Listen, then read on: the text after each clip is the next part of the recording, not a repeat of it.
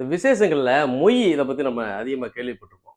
பெரும்பாலும் பார்த்தீங்கன்னா, இந்த மதுரைய சுத்தி உள்ள ஏரியாக்கள்ல, அந்த உசிலம்பட்டி, செக்கானூர் இந்த ஏரியாக்கள்லாம் பார்த்தீங்கன்னா, மொய் பறக்கும். அன்னைக்கு கூட ஒரு விசேஷத்துக்கு கூப்பிட்டுருந்தாய்ங்க.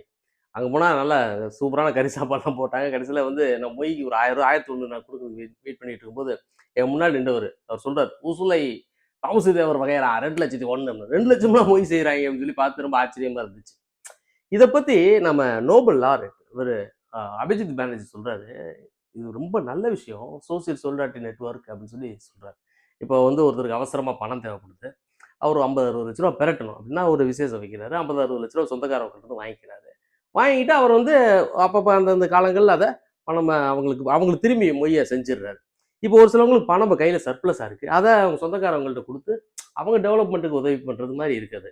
அப்ப தேவைப்படும்போது இவங்க ஒரு விசேஷம் வச்சு வாங்கிக்கிறாங்க. அந்த பணம் வந்து அவங்களோட சொசைட்டிக்குள்ளேயே அப்படியே அருமையா இருந்து அந்த சொசைட்டி நல்ல முறையில பில்ட் பண்ணுது அப்படின்னு சொல்லி அது நல்ல விஷயமா தான் சொன்னாரு. ஆகவே இந்த மொய் மாரி விஷயங்கள்லாம் நம்ம கேள்விப்படுறோம். அது தப்பா ரைட்டான்னு கேட்டா, என்னைய பொறுத்தளவு சரியான விஷயம் தான். அது சமூகத்தை வளர்க்கிறது. அது டைம் இன்கன்சிஸ்டன்ட் சொல்லுவாங்க மனம். இன்னைக்கு பணம் இருக்கும், நாளைக்கு பணம் இருக்காது. அந்த மாரி பிரச்சனைகள அது சால்வ் பண்ண உதவி செய்யுது என்று சொல்லி இன்னும் பேசுவோம் நண்பர்களே. வணக்கம். வாழ்க வளமுடன்.